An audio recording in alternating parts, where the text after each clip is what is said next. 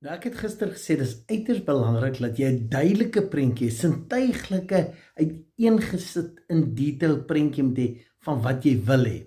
En ek het sê, dit is die geheim.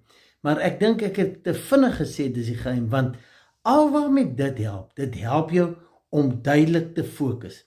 Die geheim is om dan in die gevoel te stap van daai prentjie, asof dit reeds so is. Met ander woorde, jy sien die oplossing, die deurbraak wat jy graag wil hê in detail. Jy ruik dit, jy proe dit, jy voel dit, jy hoor dit.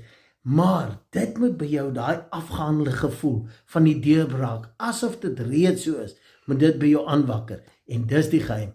Alles in jou lewe word bepaal deur die gevoel wat jy kies. Elke oomblik van die dag. Hoe voel jy? Wat is die gesindheid? Wat is die gevoel, die energie, die vibrasie in jou lewe?